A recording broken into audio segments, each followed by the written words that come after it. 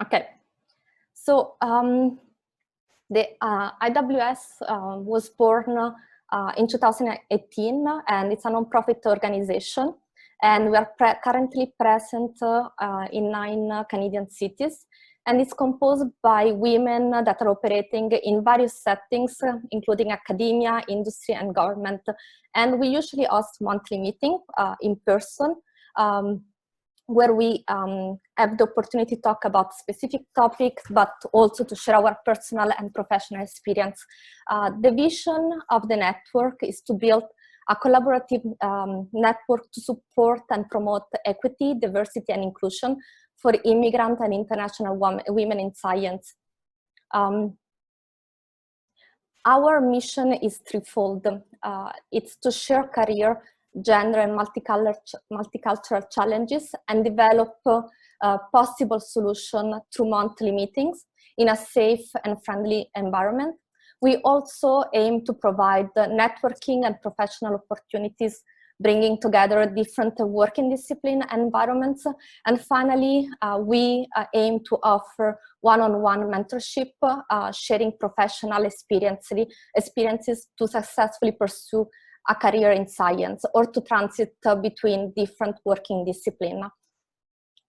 If you have any question about the network, please feel free to reach out to us either by email or on the social media, LinkedIn, Twitter, and Facebook.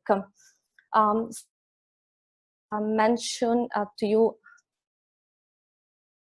talking about scientific career and work-life balance, and I imagine that for all of us, it's difficult to balance all the different elements of our life, especially in this current period where our work and personal life are blending together. And we will discuss about the fine line that exists between our scientific career, professional ambition, and our lives with Naila.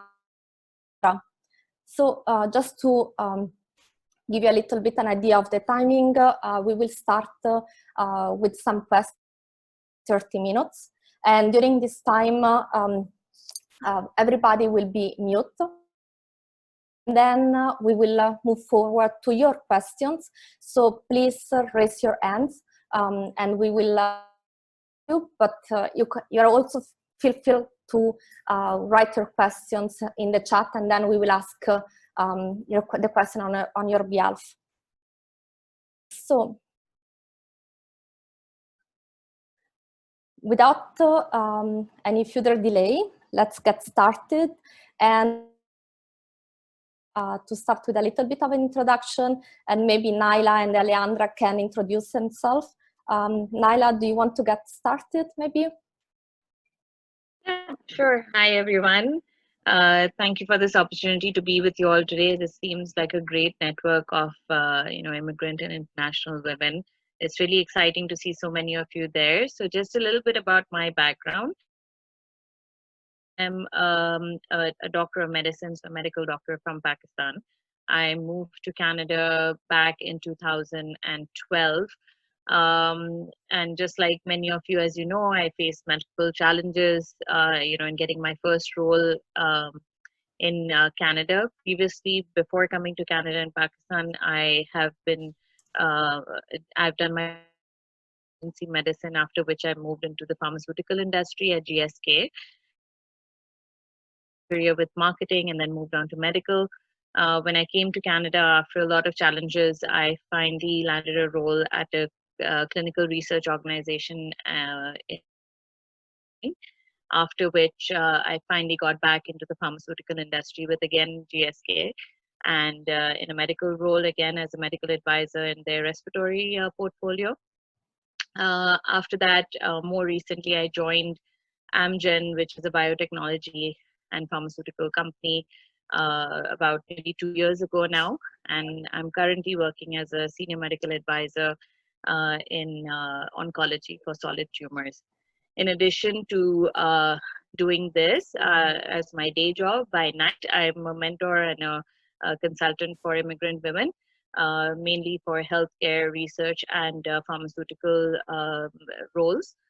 where I consult and talk to them about, getting how to get them ready for their first role in Canada. So thank you very much. It's a privilege to be here today. Thank you. Ali? Sure. So first of all, hi, good evening, everyone, and it's really great to be here. Thank you for the invitation, and it's really good to see all these familiar faces. So yeah, thanks so much. So yeah, my name is Alejandra Dialme, originally from Argentina. I studied there and I did my PhD in applied microbiology. After that, I lived for almost 2 years in the Netherlands, in Amsterdam, doing a postdoc. And in 2014, I moved here to Canada. When I came here, I was already thinking about leaving academia. I wasn't very happy with academia. Maybe it wasn't for me. So I decided, why not to make the double change of moving continents and countries and also changing careers. So that it turned out well in the end. So I held several roles. I worked for some time at MyTax, and I worked at a biotech company for some time, and now I'm working at NSERC, which is one of the councils of the government that provides funding, for research in science and engineering. So I work in their regional office here in Toronto. I'm the deputy director of the office, and I work basically in research partnerships, so partnerships between university researchers and any different type of organizations that they want to work together. So it's really a good blend of being in touch with the science part, but also a lot of, I also do outreach and I talk to a lot of people. So I'm constantly meeting people and out and about. So that's also a big component and a fun component, in my opinion, about the work. So yeah, that's in a nutshell. Great, thank you, Ali. Maybe we can move to the first question for our panelists. So the first question we had, so we are spending a lot of time now at home, and this can translate in more time for the family, but also more work. So how do you keep a balance between these two aspects? What strategies do you use to keep yourself motivated to work when you are at home? You have family, you have children, Anaila. So how do you balance everything, especially also with the stress of COVID and with the current situation? Yeah, that's, I guess, the question of the year. How do we balance in this new normal, or this new normal that we call it? But it's definitely been a challenge. But how I cope, I've been a bit fortunate, I will admit, compared to my other colleagues who don't have support at home with parents or in-laws or any other kind of help. My mother lives with me, which is a great blessing. So she's the kids, obviously, but that obviously when you have help, they are your children at the end of the day. So you do feel the need to be there and make sure that you're checking in with them from time to time. Plus, my son is homeschooled right now, so making sure that he's doing that. So how I maintain a balance is that I block 1 hour during my afternoon, first of all, where I don't take any meetings. My calendar is blocked, so no one can schedule anything during that time. So I have time to put my daughter down for her afternoon nap and manage their lunch and give my son a little bit of homework to do.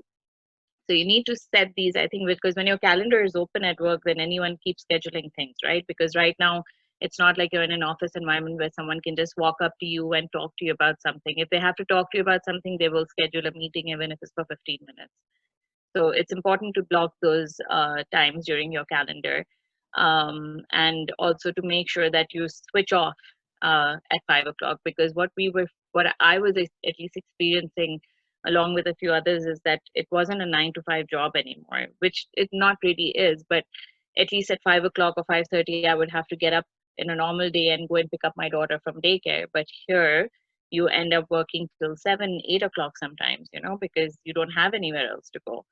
So it's again important that, after 5 o'clock, again, your calendar is blocked off for a bit so that everyone knows, okay, the day is ended. And then you do end up going back to your laptop at the end of the day once the kids are in bed, and to catch up with things and to prepare for the next day. That happens on a normal day as well, I feel. But I think is to block off your schedule during that time. Apart from that, it's also important to make time for yourself.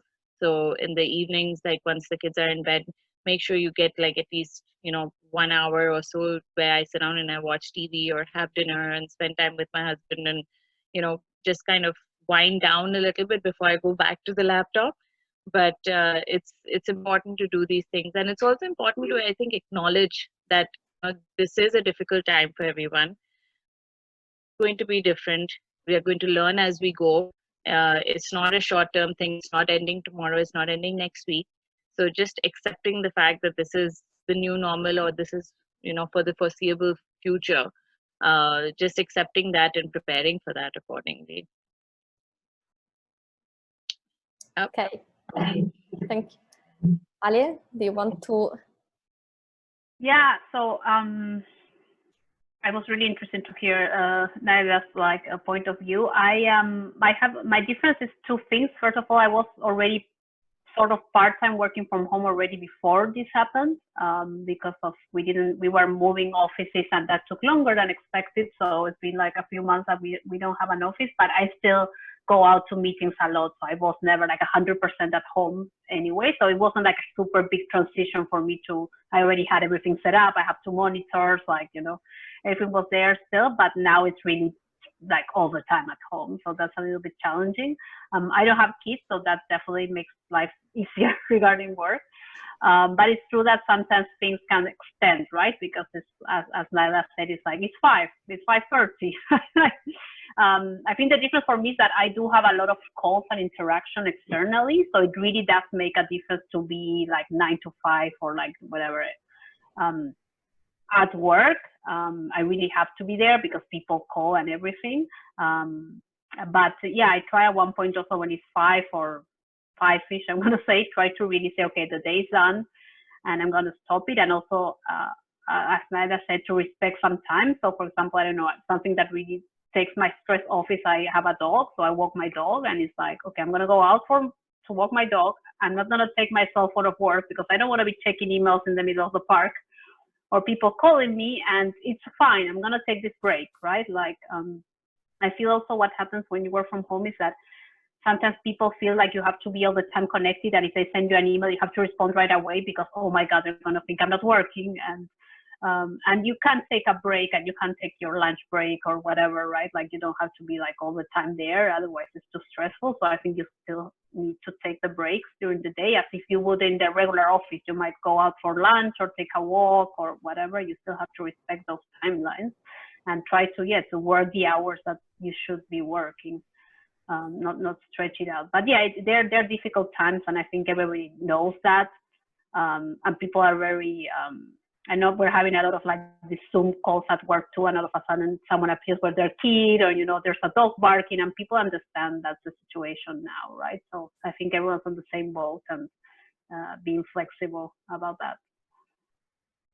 Yeah, I think it's also, it's very important to keep that routine going as well, because, Right. when you're going to work, you wake up in the morning, you take a shower, you get dressed, you have your breakfast, you go out, you do these things, or you work out, whatever you do. But, it's important to stick to that routine. And I wasn't doing that for the first week, and I saw my husband do it. And, he would wake up in the morning, he would shower, and then he would like get all dressed up as if he obviously with his tracks and t-shirts, but not his, his formal clothes. But he would still make sure that he's absolutely fresh and ready for the day. And I saw that difference in him, and then that's when I started doing the same thing. That okay, just because I'm home doesn't mean that I just have to just be like a normal work from home day, because this is like going to work.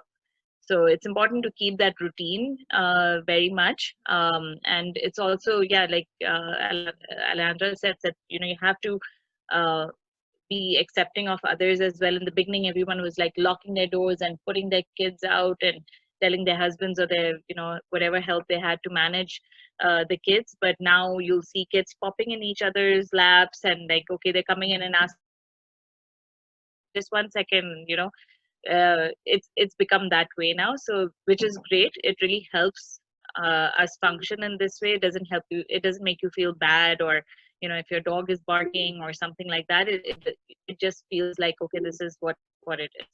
So it's important to just like I said, accept the way it is and be comfortable so that you can function. Otherwise, the more you think about it that this is not normal, the more difficult it's going to be. Thank you, Naila and Ale. I just want to give also a little bit of perspective from the academic point of view, because it's also very challenging for us that are in academia without having our protocols running, our projects. Sometimes we can lose motivation in just the writing part, and we don't see our results coming in. So it's very difficult mentally because we see our project suspended, our future career suspended. And I imagine that this is a common feeling for those of you that are currently in academia. So I think there is also this big challenge for us right now. But I totally agree that keeping a routine and dressing up, not dressing up, but dressing normally during the day, it's keep things a little bit more normal in our life.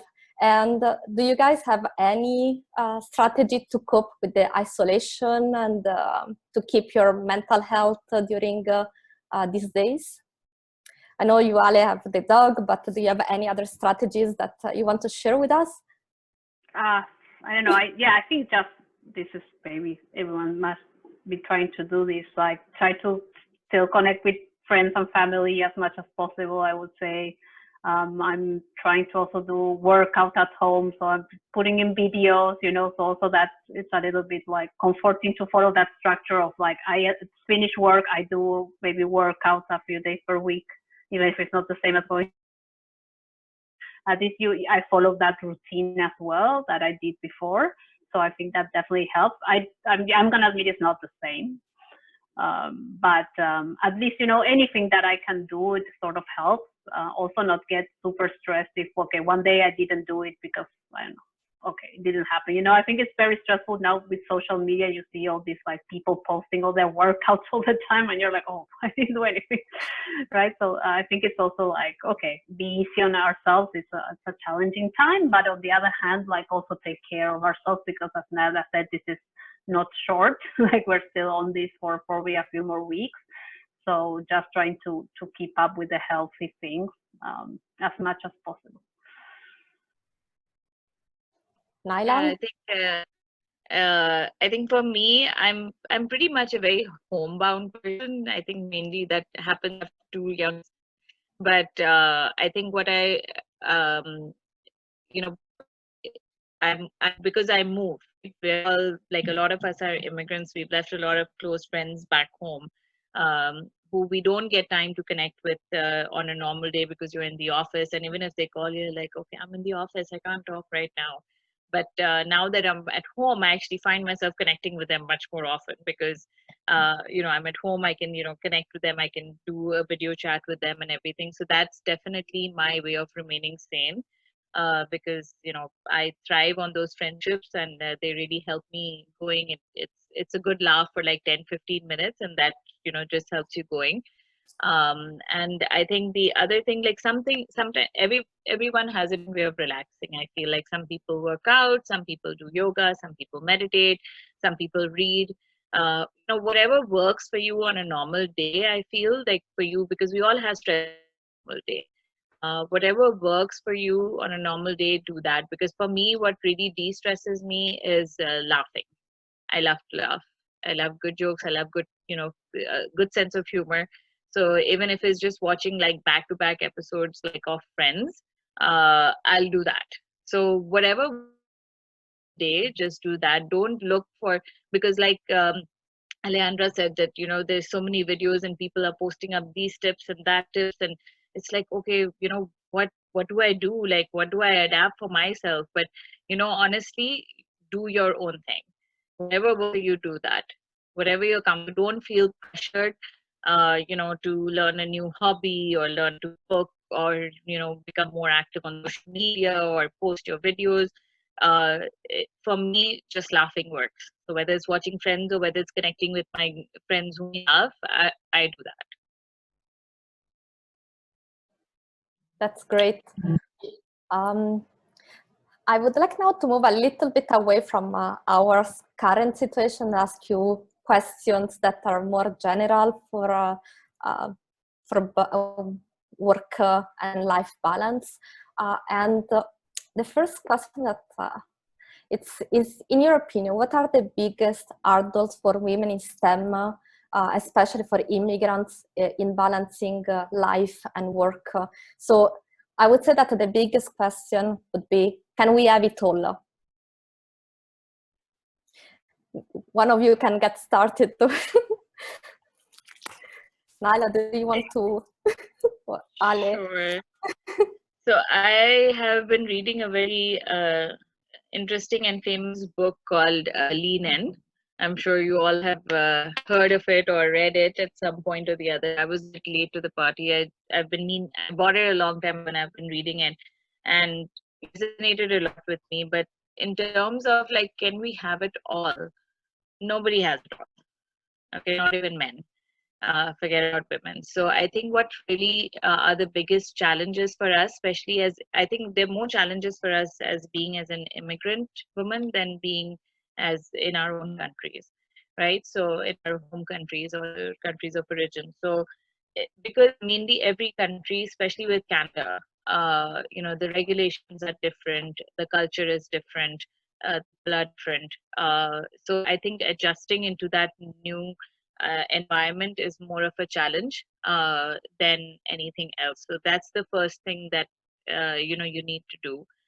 Everybody is not as adaptable, so it's a matter of a little bit of personality as well. You have to be open, adaptable to that. So I think that's one of the challenges. Uh, the thing I would say as immigrant women is that getting through that expectation that okay, this person is from India or Pakistan or South Africa or wherever, and probably don't know how it works in Canada. So just making sure that we could, I think communication, and that by communication I don't mean that you have to be absolutely perfect in English, but communicating, just getting your point across. I think that is sometimes a challenge because you may know a lot, but how you're communicating that becomes a challenge when you're in a newer country, because you're not familiar with the lingo. It's not so much as the language, it's the lingo that you're not familiar with, and that becomes a challenge for sure.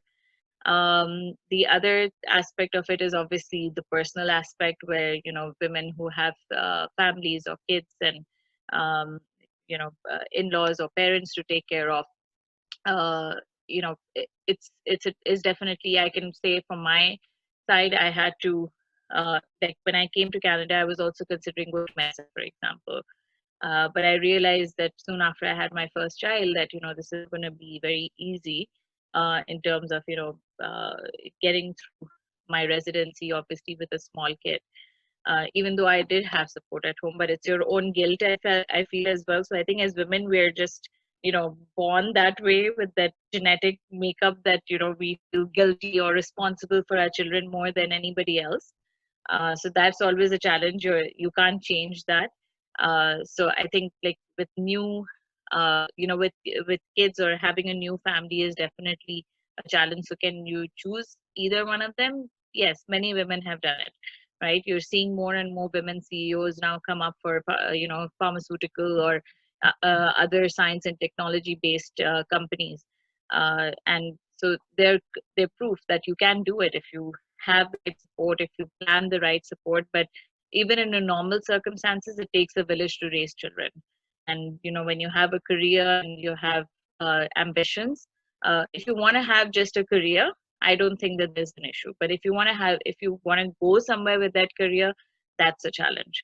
If you want to just do projects from time to time, you can manage that. But if you want to excel and go to a certain level in your career, then that's obviously a challenge. So I think it's a little bit about the external environment and internally as well, how we feel about our responsibilities as women. Okay, thank you.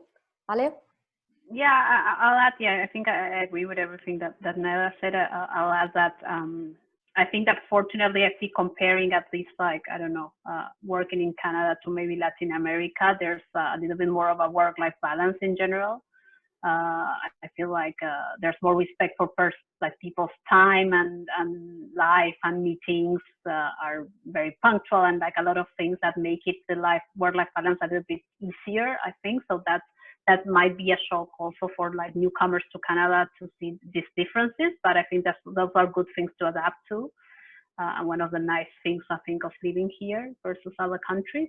But yeah, it's hard to adapt, and it's hard to learn like how things work sometimes. So that's, I think, it's a little bit of a struggle sometimes at the beginning, as Naida said, until you understand how things work. So I think it's good to adapt to that, but also don't forget like our backgrounds as well, and where we come from, and we can maybe add something to it coming from other countries or other cultures as well. And at the end, this is Canada, where like a lot of people come from other countries. So I think it's embracing that difference. I think that can come as useful as well. I do agree that with what Naila said, that in general, women, we think we have to, like take care of certain things, right? Like kids or the house or like those things. So I think sometimes it's just breaking with the structure that we already have. I think since we were kids, right, we were sort of told we had to do those things. And I think it's possible to have both scenarios. Obviously, if your job requires for you to work 12 hours per day, well, okay, that's a choice you're making as well. But I think like there are other options of having a more balanced work. It's more up to you to find that possibility. Maybe not all the work, because I know, like, for example, academia is very challenging. But I think things are starting to change, and there's like some differences coming in. It's slow. I'm going to say it's very slow. But I see that there's some changes in the mentality to allow for these changes to happen. It's just that we're living them now, right? So I think it's going to take time for them to change. Thank you, Ale and Naida. So what type of support system do you perceive to be helpful to achieve work-life balance? Do you have any suggestion, recommendation, especially for immigrant? Yeah, no, I think from my point of view, yeah, and in general, like, well, again, I don't have kids, so I don't need like a support in that sense. But like, I do have a partner, and we try to now, especially working from home, both of us, to also like take turns in certain things in the house and all that, and also acknowledge that both our jobs are equally important. So I may have a really stressful day one day, or he can have a stressful day another day, and sort of balance it out. And help each other out in that sense, to also like accommodate each other, but respecting that both are equally important, right?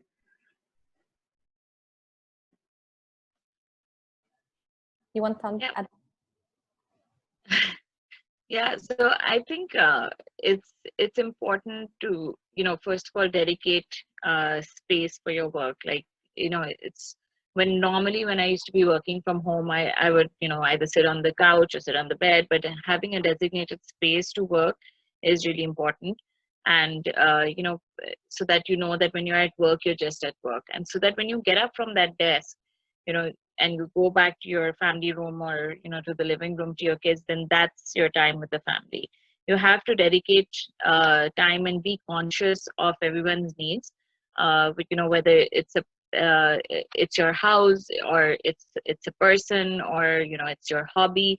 Whatever it is, you need to be conscious of what that is, and make sure that dedicating enough time for that during the day.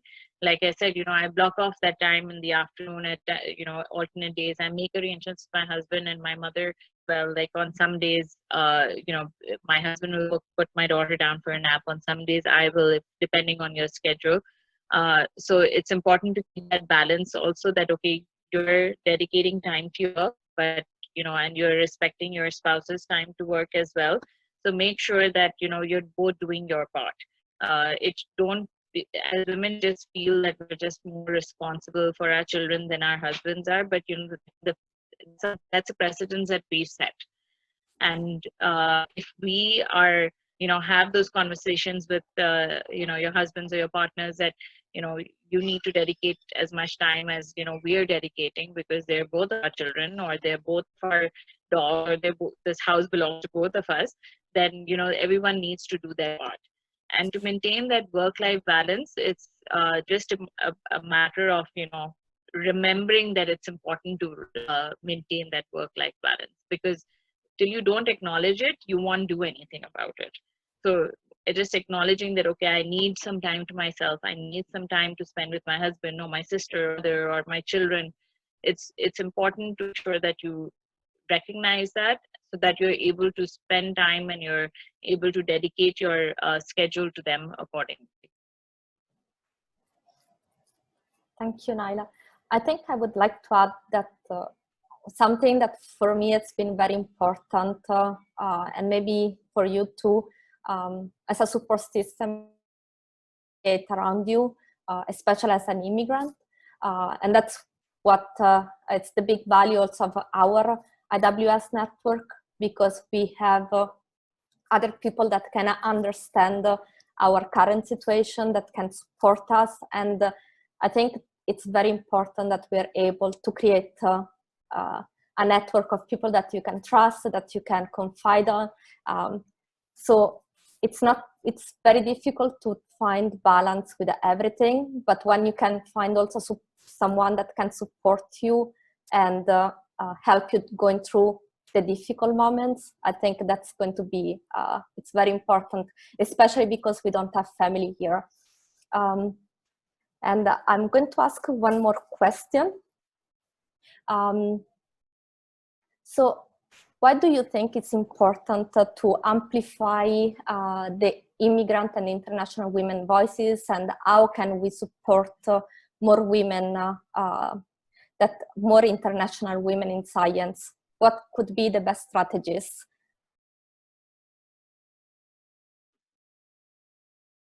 Yeah, so again, I think I've seen difference, from person to person as well. But I think for me, what was really important, and the way that I took this, I was doing a lot of, consulting and mentoring for a lot of people a lot of women as well, who were coming here and finding it difficult to move into a career back into science. But I think, so the way that I took it was that, okay, we need to establish a group. So just like you've done, Julia, it's a great thing, because, it helps people to come on one platform and learn from each other's experience. So just creating similar groups, platforms like this is very important. Apart from that, I think it's just, I think it's of a perception that people have that, some women are who are ambitious, they're too ambitious, they don't want other women to, go over them. So I don't think that's, true for all. So because that happens on the, as with men as well as with women. So it's just important that, okay, just being grateful for what you have, helping each other is all the same way. Making sure that when there's a position at your work, for example, making sure that you suggest someone who's there from your women network, or from, other women who reached out to you in order to, show that, okay, just because, for me, it became second nature, mainly because, I was an immigrant myself. So I wanted other immigrant women also to, help. I wanted to help them get to some place like I did. So for me, whenever there was a new position or something like that available, I would always say, compared to, someone from Canada who I'd been working with. So that just making sure that you push them forward. As far as their voice being heard is concerned, we need to create more platforms like this. We need to write more about it. I don't think there's enough literature out there, that talks to the struggles of an immigrant woman in science specifically. people who have become successful, who have gotten their first role in Canada, who are doing a good job and managing, their work-life situation, need to say more. It's our responsibility to, help those who are still struggling or looking for their first position in Canada. So I think the responsibility is more on people like you and me and Alejandra than anybody else out there. Yeah, I agree. And I think it's also, I think having this space to communicate is really important, and to share experiences and see that things that might happen to you or happening to you happen to someone else. So you feel this is actually normal, and get the idea of like any advice on how people cope with these differences and understand them, and ways to deal with them is very important. So having this space to communicate, I think, is like the key to help everyone, right? And understand what's going on and not feel like an outsider in a lot of things, right? Thank you, Ale. So I have a couple of questions from our attendees. So the first one from Emily. So she's asking, how do you manage the transition from work time to family time, as we are no more traveling to change the environment, workplace, home? How do you switch your mind? I mean, I can start. It's hard. I'm not gonna say no now with everything, but I think I personally try to either, I don't know, today, for example, when I ended up working, I had like one of those days that you're like, oh my God, when is this day gonna end? So I just took my dog and went, like, I need to go out. So that was like a change. I think I just tried really, I log off the computer, and as Laila said, I also have like a desk set up, as you see in my living room. And I'm like, this is my workspace. I just turn it off. I put away the work cell phone, because otherwise emails might come in, and just try not to look at it. And if I look, I just don't respond. So I'm not like continue working and do something else, right? Like, maybe start preparing dinner or do workouts or really like do something else. I also sometimes, it's maybe silly, but I decide to change clothes sometimes. I'm still like in informal clothes, but at least I feel like I'm not the same all day. Might be silly, but I think it helps a little bit. It is challenging though, I'm gonna say. What works is this. I have two phones. When I moved my job to Amgen, they said, okay, we're gonna give you a phone, and do you want to just port your number? Or I said no, I want a separate phone, because I wanted to maintain my personal phone for this very reason, and I'm so grateful that I did that. Because when I switch off from work, I leave my phone by my work desk, and I just move around with my personal phone. My boss and my associate has my number, so my personal number. So if it's extremely urgent, they'll call me on my personal phone. Otherwise, just have to wait till the next day till I answer anything. So that's important. Keep your life. How do you switch your mind off is sometimes very difficult, like Alejandra said, because it's sometimes there's something that's happened during work, and it's just pressing on your mind, and you're going to have to deal with it tomorrow, and you're constantly thinking about how you're going to be doing that. So it's human. Don't stress about it too much. If it happens, it happens. But try that when you're with your family, you're with them, and you're not thinking about anything else. It's just a conscious effort that we have to make. But yeah, I think just remove. That's why I said, like, keep a space that's dedicated to work. When you're moving into your family area, or when you're moving in with your kids, don't keep your, if possible, with you, because that's something that just keeps you connected at all times, and you just can't afford to do that if you want to spend time with your family. Yeah, I'll agree that having two separate phones is key. I also like sometimes even like maybe turn it off during the weekends, just to like really split it up, because people might be working non-stop, and then you cannot really like disconnect your head. Great, thank you. The next question is from Mara, and she's asking if you have any advice on how to start building professional networking outside of academia and looking for a job in the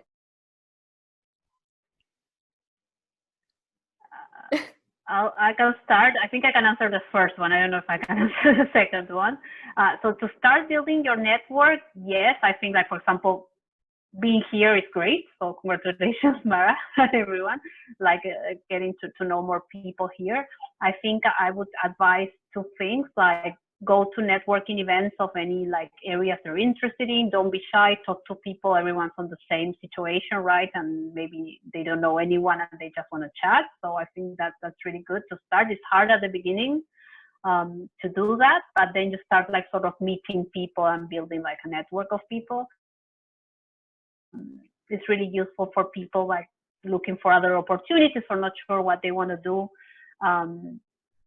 To like, you know, just connect, for example, on LinkedIn, and you can maybe people you don't know, just, you know, send them a quick note saying, hi, if you have a few minutes, I would like to have a call to understand what you do. And that way you grow your network, you know other people in case you're like, for example, if you want to transition out of academia and you don't know what to do, which is like a big deal and very stressful, I think.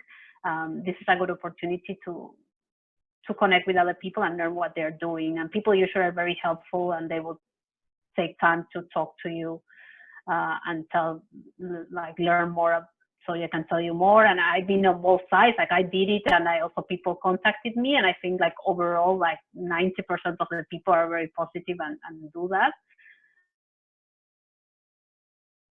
I don't know, Naila, if you want to discuss anything about that. Yeah, I completely agree with Yaranda. We have those opportunities ourselves. So, Mara, thank you for connecting with us here. This is one of the best ways to do it, right? To attend sessions like other women, because you can see, you search them up on LinkedIn and you connect with them. That's how you grow your network in this regard. But I really feel that LinkedIn has always been underutilized. When I started off in 2000, that was not very prominent. It wasn't, you know, that it didn't have any features as it does today, right? So today, you know, there are multiple groups on LinkedIn. You know, search those groups up, join them, be active in discussions. I think it's not just important to be on LinkedIn, but you act on as well to be noticed. The other thing is, I think when I started looking for jobs initially, I contacted maybe 50 people on LinkedIn, out of which maybe 20 responded to me to network with them in terms of like they all connected with me. No one was willing to answer my questions or have a conversation with me over the phone. So, you know, that happens, not Facebook. So don't feel shameful about connecting with people just because you know them, right? This is a professional network. They know you're there to grow your network. So, you know, message or connect with as many people as you can. You never know who you may click with and who, you know, is influenced by the kind of person that you are. Because I remember at one point there was a certain MSL from a pharmaceutical company. And when I spoke with her over the phone, at the end of that conversation, she said, "Oh, you're new to Canada, but it's like, you know, you've done a lot of background work. So, you know, if you ever apply for a position in Pfizer or whatever company, then, you know, feel free to give my reference." And, you know, so that's the kind of opportunities that pop up, because you need to be out there. You have to put yourself in that position to get noticed.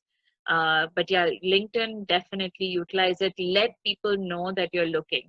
Let people know that you're available, because you never know, someone might have a connection somewhere, and just because you're not being vocal enough about it, they think that, okay, you're fine where you're in your current role or you're studying or whatever. They don't know what the next step is going to be. So people can't read minds, right? So you have to be vocal about it and you have to put yourself out there. Yeah, I'll add to that I think, yeah, I agree. I think it's great. I just like the other side as well. When you do contact someone, like make sure you know what they're doing, like sort of do your homework, right? Not just contact randomly people saying like, hi, let's chat. And then it happened to me once or twice that people didn't have a clue what I did. So I'm like, you're making me waste my time, right? So like if you're contacting someone, like just do it because you're really want to learn and you're interested in learning. So I would just suggest like to do that. And at the end of the day, that makes it easier because you might find opportunities that are not posted or things like that. Yeah. Let them know I'll when for you, the second, when you connect. Sorry, go ahead. Go ahead. No, I was going to jump into the second part of the question, so go ahead. No, I was just saying that when you, that's a good point, because when you connect with them, it's, usually people just connect. It's always good to send a short blurb about yourself that I'm so-and-so, I'm looking for this, to learn more about this position. And it's always good to say, it's always good not to say that you're looking to learn more about this position, because when you say looking for a job, they think that you're just going to harass them and ask them about like the position in their company, and you're going to expect them to help you get it. But if you tell them that you want to learn more about their role, then it's a different situation, right? So it always is a little more professional and a little more, make sure that those messages that you're sending out as well don't seem too pressured. Thank you. And there is a Clotilde just shared with us that she got a new position recently. Maybe Clotilde, would you mind to share a little bit more about your experience and your strategy to change role during this time? Yeah, sure. You can hear me? Yes. Yeah, okay. No, it's because I heard a question. So I'm actually a co-leader from IWS in Ottawa. And so I am working at the University of Ottawa in transfer technology. So, okay, and I was part of a lot of organization. I received a lot of email, and I was very surprised actually that I received, because I'm, a part of list of diffusion, I received some job positions. So it's from all around the university. It can be all around Canada. And I'm very surprised that some people still are hiring. Some people are actually looking for new people. So it's just something I want to tell to Mara is that I don't know what is your field, I don't know what you're doing, but just, even during this, very surprised, but actually some people still hiring. It's just something I want to share because I was surprised, like, oh my God, they're still hiring. Okay. So just, not everything is closed. I think the university is something very strong because my job is to work with startups and SMEs, and trust me, these people are struggling today, but university, we are strong. We will survive. So I don't know what you're doing, what you're looking for, but look, you can still look at the university. We'll still have postdoc position. We still have a position, and so keep looking and good luck. Thank you, Clotilde. I think that's a good point, because a lot of people contacted me when the situation started as well, saying that, are people hiring? I'm not getting any interview calls, etc. You're absolutely right that hiring still, maybe not for all positions, but a lot of them you also have to understand that taking the time, even those people who are hired at this point, or those people who are enrolled at this point, but are not able to go into the field, like for example, sales roles. There's a lot of this time to sit down and train and, recap on what they know and build skills during this time. So for newer positions, one of the reasons that they're hiring is because they can use this time effectively to start onboarding, and because whenever you start off, it takes you 2-3 months to get onboarded completely, right? So this is the best time to do it. At some point in time, hopefully things will go back to normal or subnormal. There will be some more activity outside it is right now. So why not take this time to prepare? So don't sit back now thinking that, okay, because of COVID, because of the social isolation, nothing is happening. We are all connecting, right? So, people are using virtual media to connect right now. So don't feel that, nothing is happening at this time, because it definitely is. It may be a bit slower, but it's happening. Thank you. We have one more question from Farzaneh. Forgive me if I didn't pronounce your name correctly. And she's asking how effectively maintain the effort to find a proper job in industry considering that the interview processes are not done on the regular basis.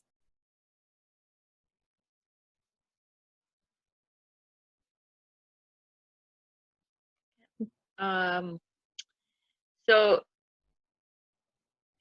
just apply as you normally would, first of all. I mean, do what you would do otherwise, because you have to understand that your initial interviews in any case are via phone, right? You have your phone screening interviews usually with HR.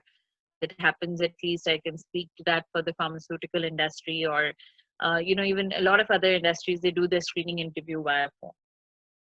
That you're doing normally as well to look for a job. This time, I think what I've at least noticed is that a lot of people are responding on LinkedIn when you connect with them, because they actually have the time to look at LinkedIn during the day, right? Because or the opportunity, and they don't feel guilty at glancing at their phone if a LinkedIn message pops up. Because when you're sitting in a workspace, if you're on your phone too much, obviously, it can raise eyebrows. So at home, you can obviously, someone sent you a message or someone sent you a request, they can actually look at that. And to do that, the interview processes are slow. They're not happening on a regular basis. Mainly, there are two factors to this. One is that the fact that, everyone is dealing with this COVID situation differently. Everyone is really trying to cope in this new normal. New procedures are being developed. New, methods are being developed in order to work in this new normal. So, the companies people are really, really busy right now. They're really trying to, figure out that, okay, how do we keep the business running with this situation? So that's one of the reasons that, the interview process may be a bit slower than usual. The thing you also have to realize is that their priority, that they may not advertising otherwise. The interview processes for every role may be a bit slower. So for example, a lot of people may be looking at, digital roles, or virtual capabilities, or multi-channel engagement, etc., to be more those are more important right now as compared to someone who would be head office based. So they are prioritizing accordingly. So, but had that, again, like I said, do what you're doing on a normal day-to-day basis, because the laptop and your tablets and your phones have replaced person interaction. This is happening, and slowly and steadily get there, but just apply as you normally would. Yeah, I work for government, so obviously it's different. I would say that I know that government now is a little bit of like frozen regarding hiring, unfortunately. So I know they're like, at least where I work, they're not hiring anyone externally for now. I think it's more like they want to focus on COVID and all that. So that's a little bit frozen, but needless to say that I think once everything normalizes, things will go up again. So if I think any efforts you're doing trying to look for a job, you should still be doing, because people are still connecting, people are still working, right? So yeah, at least you can do that part. Thank you. And we have one more question from Atti. Forgive me again if I didn't pronounce your name correctly. And she's asking, she would love to hear your input about how to do career transition in Canada. For example, sales to medical, science to industry, because you might be able to prove your skills and qualification in interviews, but it's not easy to get that interview.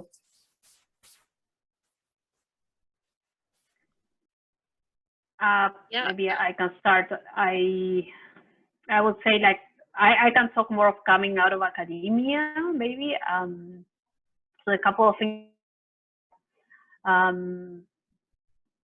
First of all, the CV or resume from academia is different than from the rest. I would say, like, government, industry, everything. So like, I think there's a lot of resources available online that you can take a look, but like, definitely it's different. And I think that the main, mistake maybe people make coming from academia is that they focus a lot on like the technical knowledge they have, right? And they don't think of other skills like the soft skills that people have. And usually when you look for a job elsewhere, like it's equally important, like maybe the techniques, you know, and also other things, right? Like, I don't know, presentation skills, communication skills, all those things are equally important. It depends on the role, obviously, sometimes more than others. But I think that you have to tailor your resume to the position. So take into account if they're looking for someone with communication skills, like you have to embrace that in your cover letter and your CV, right? Like you have to show that you have that, and you have it because you probably went to conferences, you wrote papers, you presented posters, like you have all those things. It's just that you never realized that you had them. So I think it's just like taking a step back and seeing what you did or not to make that transition. And again, maybe depending on the work, the job you're applying to, some things are not that relevant. Like, you know, to be honest, like, I don't know, knowing a specific technique you were doing in the lab might not be relevant for all jobs. So just don't emphasize that in your CV. No one's going to be looking at that. So it's just like trying to understand what the industry or the new position you're trying to apply to is important, and tailor your CV towards that, right? Emphasizing those things. Thanks, Satya, for this. It's yeah. So getting that first interview, that's the biggest challenge. It's I think in Canada, especially for an immigrant, it's I think the most important, and that's why I can't stress it enough when I say that network like your life depends on it. The networking is so important for this to get your first interview usually. I think out of all the people that I've mentored over the past 3 years, they've maybe 2 to 3% of them have gotten interview calls based on online applications, whereas the rest of them all had to have some kind of, you know, worthy reference in the company to be considered for an interview, myself included for the first job. So it's very important to keep your the networking going, because that's what's going to get you, you know, hopefully you'll be able to find someone. When you're networking, try to find someone who's, you know, in a position that you're currently aspiring to be, or in a company that you're currently aspiring to be, because it always helps to get to know that person. And with those specifically, it's important to maintain that networking relationship. Don't just keep it like from a one-on-one basis, or, you know, you have one phone call and you forget about it. Keep that relationship going, even if it's like sending them an update about, you know, a certain paper that, or, you know, that some conference that you attended and some data that you found really interesting about, you know, tell them about that, so that they know that you're active. Because, you know, like for me, I you know, just like every other profession, there's so many people on your network, you don't really remember all of them, right? But the more you remind them that, okay, I'm there, maybe you might remind them at the right time, and there is a position that matches your skill set, and they may think about that. But if you haven't contacted them for like 3, 4, 5, 6 months, they might forget about you. So it's important to make those connections, but also keep those connections going. The other thing I would say is that it's in Canada, it's always been easy, not easy, I would say, but it's more open. Pakistan, it wasn't common for people from sales to move to medical that much. But in Canada, what I've seen, and you know, it's great that a lot of people from sales are able to move to a medical affairs role. So, but obviously that takes time. It's not something that happens in a year or 2 years, maybe 3 or 4 down the line. That's something that happens, but it does happen. It's just important, like I said, you have to be vocal about your aspirations to your managers, right? So when you do get that role as a salesperson, be vocal that, okay, I need this is going to be my next step. This is my 5-year plan or 3-year plan or whatever. You know, build your resume, build your skill set accordingly, like Alejandra said, to match those that description of that job. The same thing goes from science to industry as well, right? I understand a little more about the industry, how the industry works, what skill set is important, so that you know that what skills you're developing now in academia or research can actually translate to the industry. So it's just about getting to know the role a little bit more. There have been a lot of people who contacted me and said that, I have all the marketing experience and I can't get into a marketing role in the industry. I don't know, I've had so many interviews, but then when I go back and ask them, I'm like, okay, so what do you know about the marketing board for Canada? What do you know about the pharmaceutical advisory board for marketing? And they don't know anything about that. So you really need to research those roles so that you're able to translate your skills that you have right now to those positions. This, and that can only happen if you network with the right people and ask the right question. It's not just, okay, tell me about yourself. It's about when you're speaking to someone from networking, ask them, what is, like, if you're looking for someone who's a medical advisor, ask, like, what is a day for like day basis. Try and understand the role rather than, just getting to know them.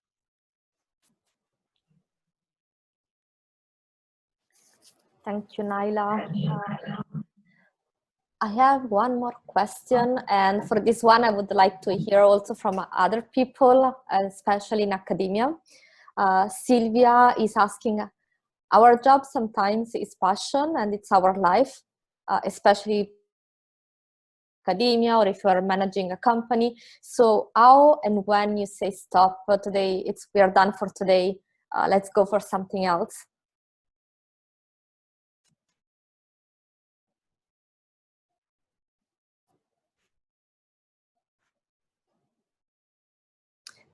Who wants to? I don't want to put anyone on the spot, but Ale, Naila. No, please answer to that. I mean, I'm not in academia, so I don't know if I can speak. I just, for me, it's like I like my job a lot, but I also like doing other things. So it's like at one point it's like, okay, I also want to do other things.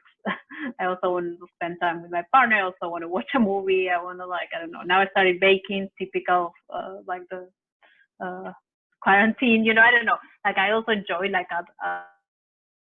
weekend going out and things like that. So it's also like a matter of there's not enough time in the day, and I also want to do other activities. So you have to balance it out, right? At one point, but that's for me. I don't know. I know academia is a little bit different. Yeah, no, so that's a great question, because if you're so passionate about what you do, how do you decide? But then I would say that, if you're passionate about it, why do it?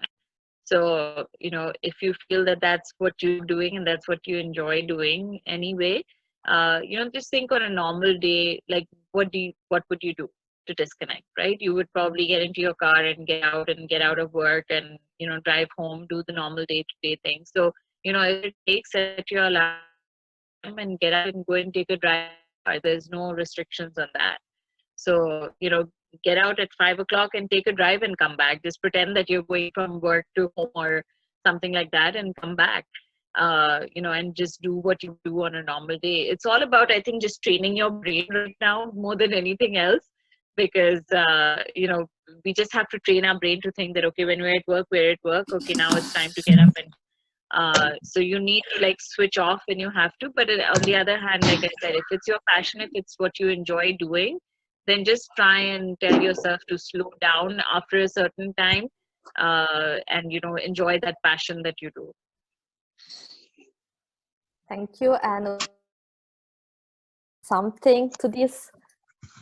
Yeah, hi. Wonderful discussion. Thanks to both of you and actually all of you.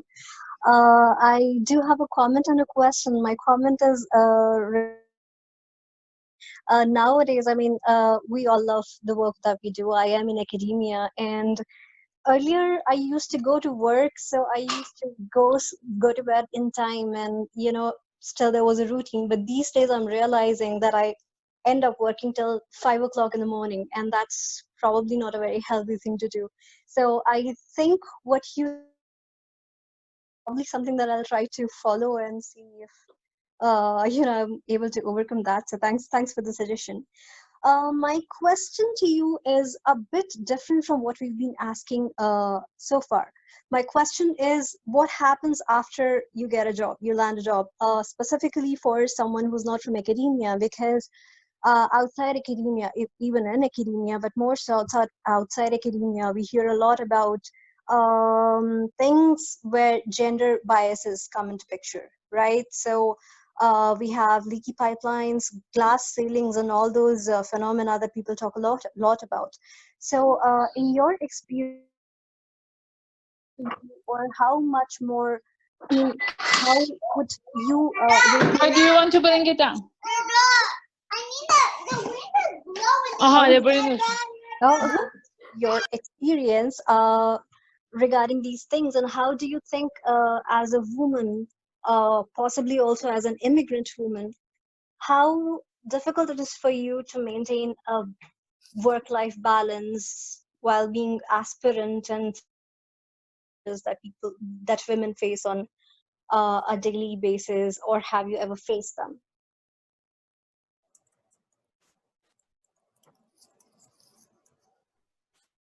Yeah, great question. It's a challenge for sure.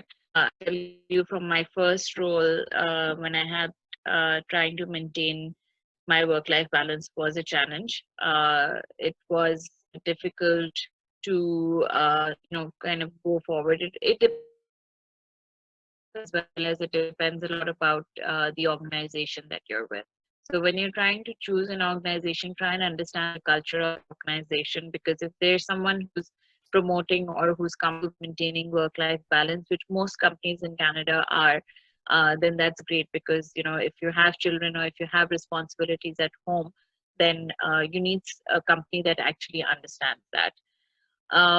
The other thing, for those 5, 6, 8 hours, be 100% present. Make sure that you have arrangements for your home and other responsibilities that don't distract you those 6, 7 hours that you're there at work, and you give it your 110%, because that's the time that you need to prove yourself at. We think about this a lot. We hear about someone out at 8 o'clock, but I wasn't even online at 8 o'clock, so then this person must be, think that, okay, this person is more dedicated than I am. We always go through that, but if you have, when you're there for those 6, 7 hours, if you've given it your 110%, your 100%, you're committed to that, to your, you shouldn't feel guilty about not being online at 8 p.m. in the night. So be conscious of that when you're there in the job, you're giving it your 100%. That's the way I did it. The other thing I would say is that be vocal about your aspirations at work as well. Constantly take feedback, because I think the biggest indication of an ambitious person is one open to criticism and feedback, because they're prove themselves. They're the ones who are looking to go somewhere with their career. So be very vocal about that when you're at work. Once you get the position, you tell them that this is what you aspire to be and what you need to do. Ask them that, in their experience, what do you feel that you need to do in order to do that. The last thing I would say is that networking does not stop once you get a job.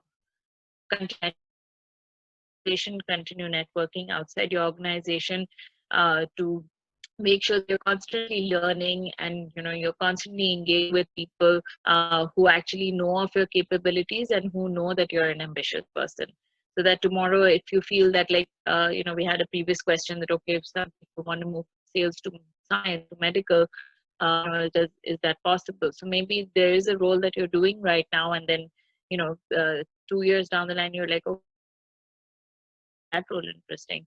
And it's always good to move around and experience different things, so always be open to possibilities. And networking should not stop once you start a new job.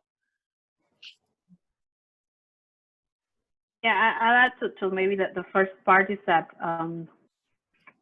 something I think, like always, women were more like insecure usually, right? So that also prevents us from advancing. And But at one point, be more sure of ourselves and not be all the time also constantly thinking, oh, I'm from another country, I have an accent, I won't be able to do this. Like, you're there for a reason, and you probably are very intelligent and capable. So don't be all the time thinking like this is going to be something bad, that I'm actually not Canadian, or I don't speak perfect English, that, you know, or I'm a woman, like all those things. Like, just like, okay, you can do it, and go ahead and do it. And I think in some cases also embrace the differences, and maybe actually sometimes it's better because it allows you to connect with other people, because you are from another country or you speak another language. So sometimes it's even an advantage, right? So it's just the way you look at it. Thank you. Thank you. We have one follow-up question from Bunny. At what stage after building a connection with someone do you politely ask them to refer you to their company?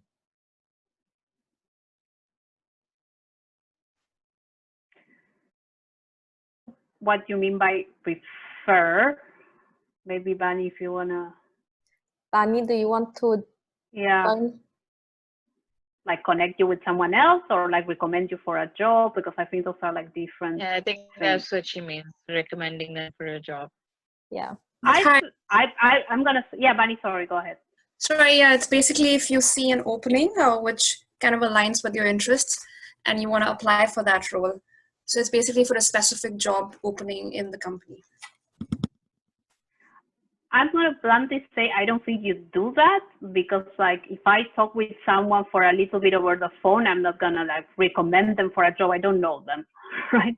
So maybe like I could like, you know, introduce you to someone that like otherwise like I don't know, refer. If refer means like, you know, go and talking on behalf of someone that I actually don't know, I don't think no one's going to do that. And I wouldn't be asking for that. If it's connected you with someone, then maybe you can. But just like take into account that if you're in a job and you're also putting yourself a little bit out there, right? So if you talk to a hiring manager from another department and recommending someone and you don't really know them, it's also your name that's at stake there, right? So I would be a little bit careful with that, I would say.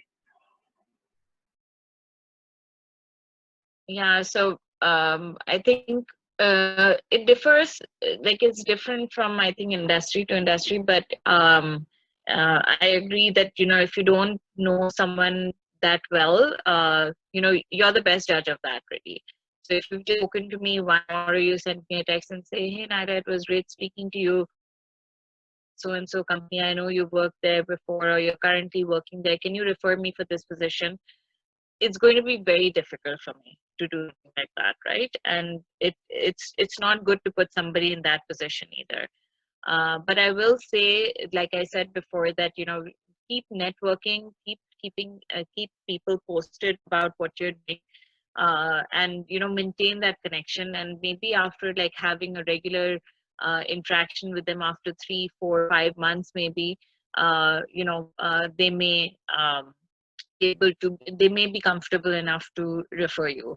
But some people are not that comfortable. Some with me happen regular basis. I'm usually able to make out in the first phone call that, okay, if this is someone who I would want to refer or not. Sometimes I feel completely confident about somebody and I'm able to refer them, and that's a different thing. But, you know, if I don't feel comfortable, then you need to be, you know, in touch with me constantly. And it's not good to really, like Alejandra said, to put someone in that position, but, you know, requesting them politely, but keeping your expectations real. That, you know, if you've spoken to them for 15 minutes in one day, don't ask them to refer you to a position the next day.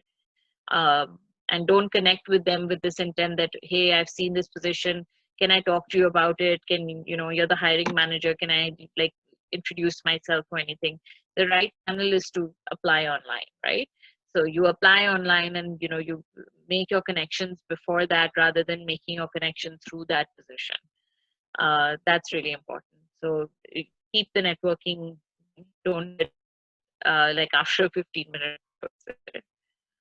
Yeah, I'll add to that an example that happened to me on LinkedIn know, it's great to connect, but also know the limit of the connection. Like, I think I met someone once for 5 minutes, 10 minutes at an event, and then this person connected on LinkedIn, and then they saw that I was connected to someone at, I don't know, a hospital, and they were hiring, and it was, my connection at the hospital was someone I also met several years ago. I didn't know them that well.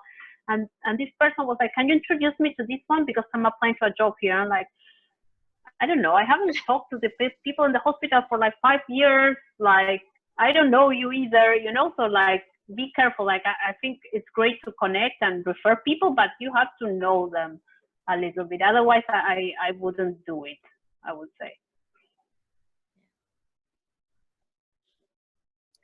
Thank you. Any other question? Anyone else want to share on the conversation? Don't be shy.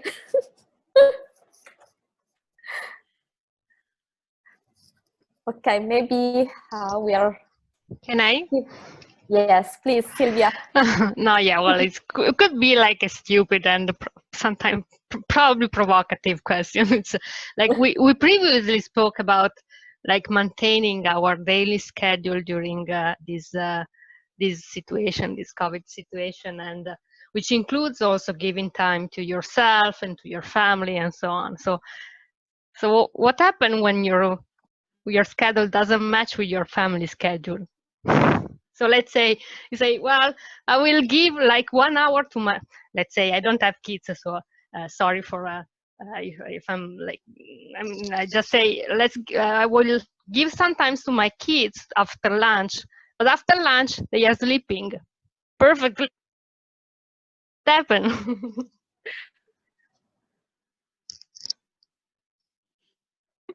So that's happened with me many times.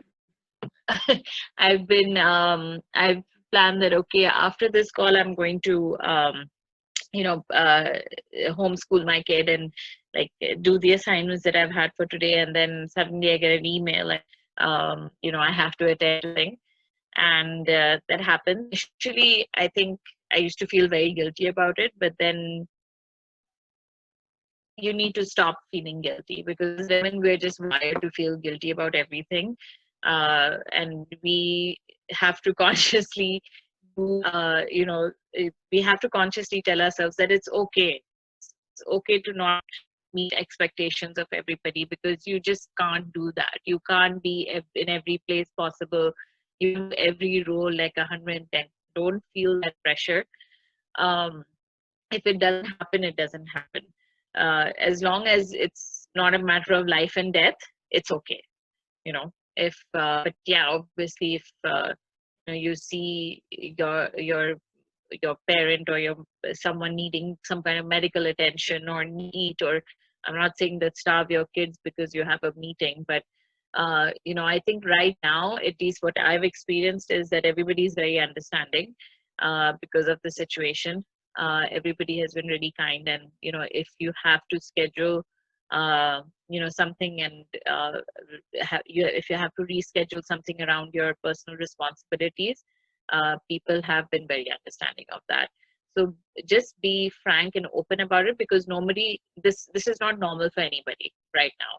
So everybody understands that. So, but if you just expect yourself to be perfect and be attentive to everybody's needs, then people will say that, okay, fine, she did it yesterday, so her kid has like 101 temperature, but she's still at that meeting. So tomorrow, if the kid is, still sick, she'll still be able to attend it. But, it's you who's going to set that expectation. So right from day one.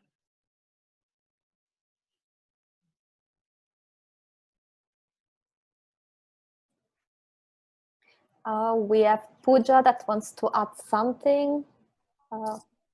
Again, no, it's not adding something. I do not really have anything to add to that part. That's I think that was a wonderful answer that she gave. I had a question actually, which is again regarding to the question before Sylvia's question, which is again about referring.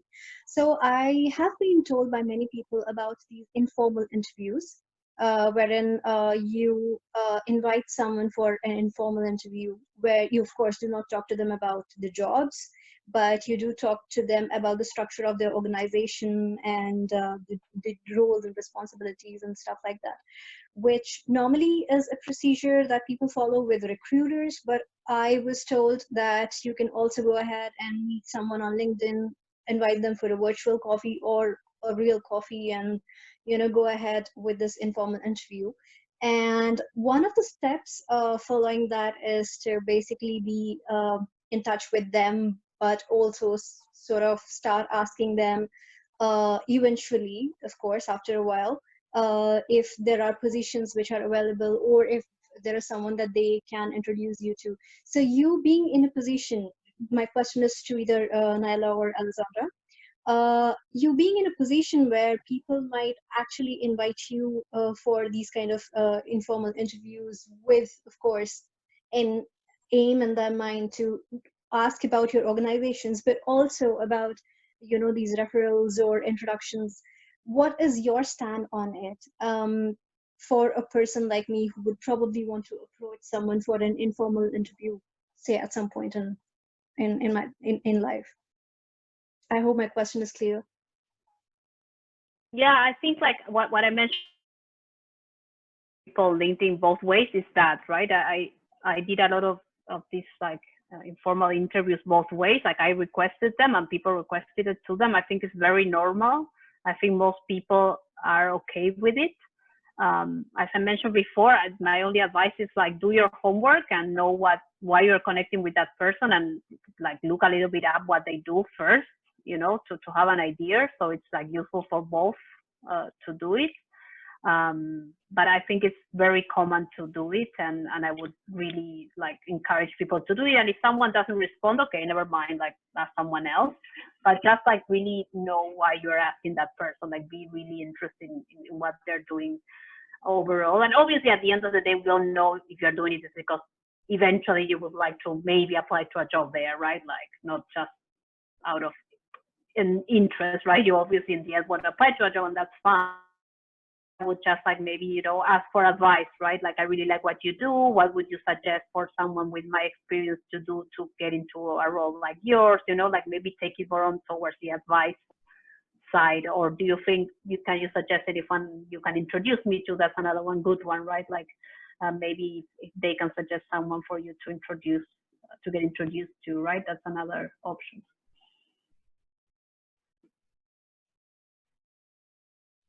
Pooja, does it answer your question, or do you have anything further to ask on that? Do you want money more? No, thank you. It is helpful because I got confused listening to how people might sometimes be intruding the spaces. I was just wondering, because one of the goal of the thing which is very obvious to people who are asking for an informal interview is that eventually we want to talk about, of course, your experience, but also about any possible position that could be of use to me. But I wanted to know about it from the perspective of a person who is actually the interviewee, the person that we are going for the interview for. So it was pretty much helpful. Thank you. But I would love if. Yeah, no, I mean, always take that as an opportunity. I think it's like the first time I had an informal interview was with someone who wasn't even in the role that I was actually looking for, but he was just because he was a mentor and working in an organization where I aspired to be, that okay, let me interview you. So that's usually a way of, like a quick way of getting to know you better, right? So rather than me just having an informal phone call with you, if I do a proper interview, a mock interview with you, then I'll get to know more about you. That if I refer this person tomorrow, then how would this person present there, and would that person be successful or not? Can I refer them or not? So that's always a way for them to do that. But obviously, the understanding for anyone who connects with you on LinkedIn is because at some point in time, maybe not today, maybe a year or 2 years down the line, this person can contact you for a job interview. So just go whenever you go there for these kind of things. Yes, it's informal, but just try and be as presentable and as real as possible. Sure. Thanks, that helps. Thank you. We have one last question from Janet. Okay, I'm here. Can you hear me? Yes. Yes. Yeah. Yes, Hi, everybody. Thank you so much. I just wanted to have a question about work and family balance in the non-COVID time.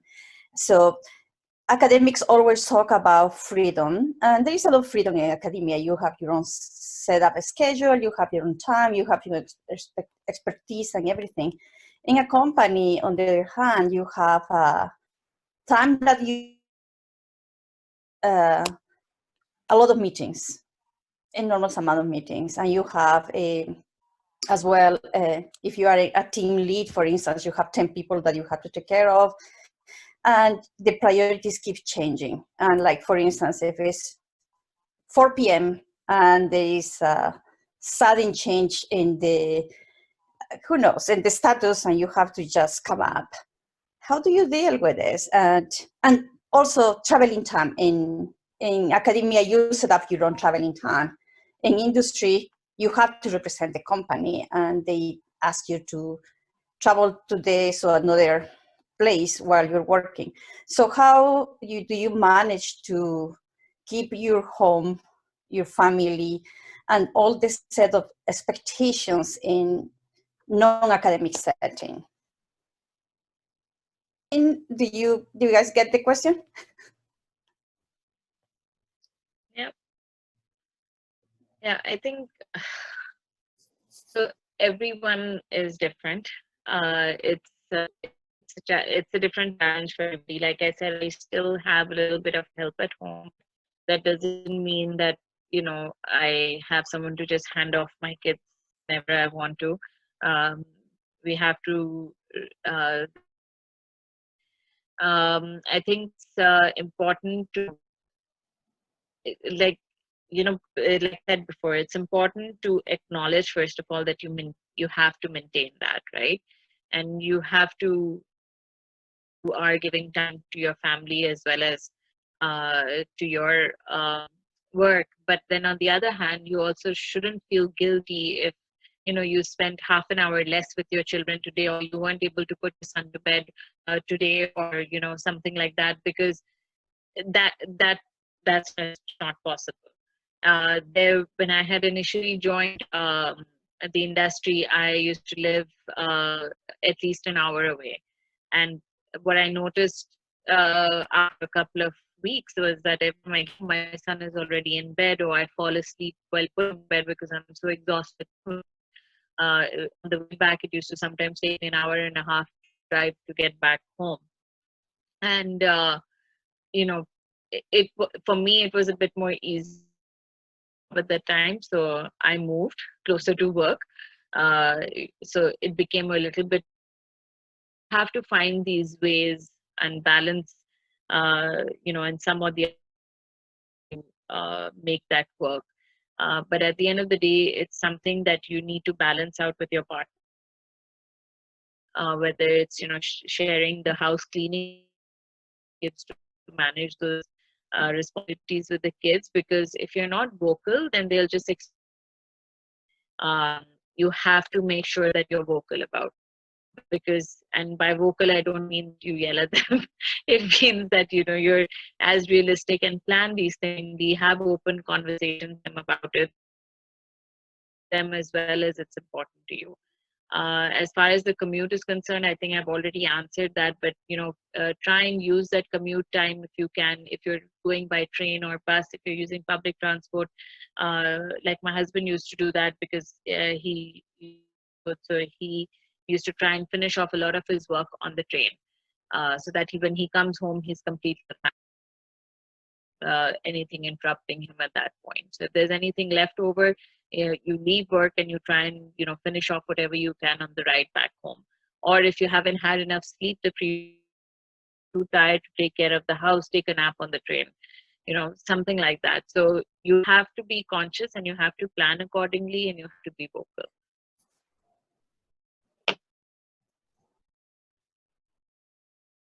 Thank you. I meant to ask about traveling outside you Yeah, can't. so outside, to be prepared for that as well. I think for me, it's important to have meals prepared, or don't feel guilty if your family has to do take out like 3 or 4 days while you're away. It's okay. Sometimes the wife is not that great a cook. Sometimes the husband is not that great a cook. So maybe when you're traveling, your husband can't do it, which is fine. We all, as women, we are always like too hard on ourselves, like, okay, we have to give our family nutritious home cooked meals all the time, but it's just not possible. And you're lucky that you're in a place like Canada where the food industry is pretty well regulated, and you can be pretty confident like that what you're eating is still it's still nutritious. And there are different ways of doing that. You have nowadays those what's that there's this service where they send you all the ingredients and you can cook it all at home with that. So there's so many services right now that are available. But on top of everything, lower your guilt.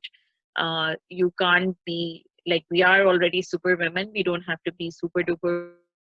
We are human at the end of the day, and it's okay if your kid has McDonald's like for a week. It's okay. When you come back, you can give them a nice nutritious meal. And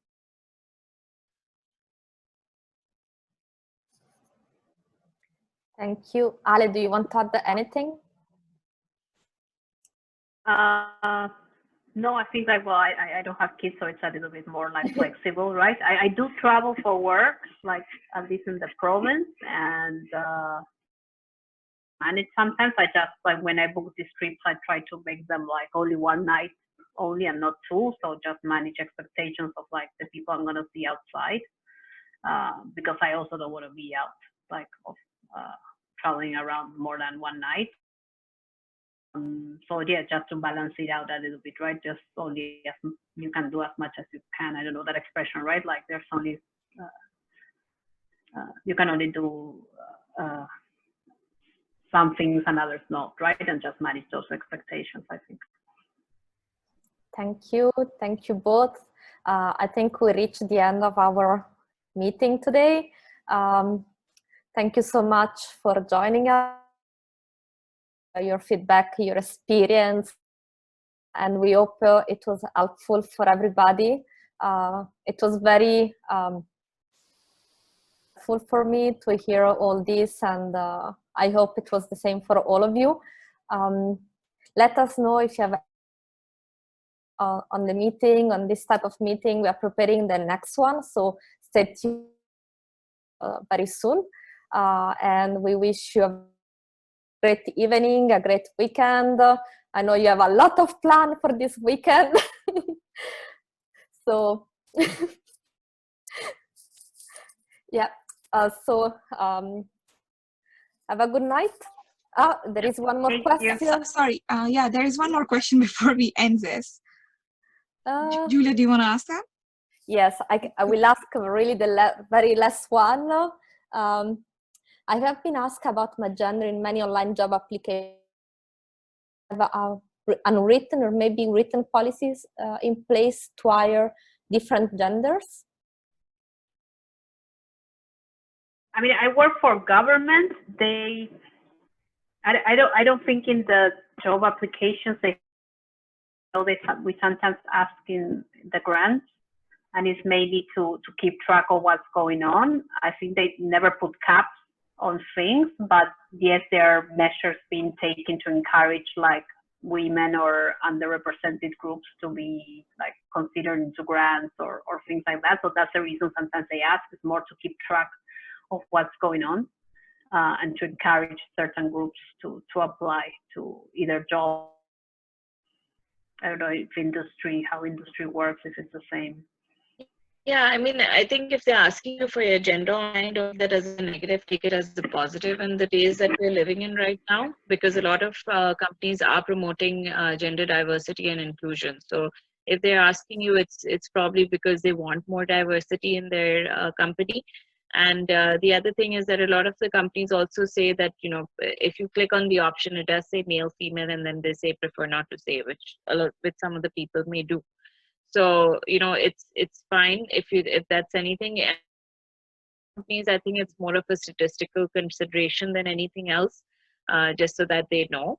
But you know, don't think that you know, because because you're saying that you're also, you know, it may cause any kind of bias.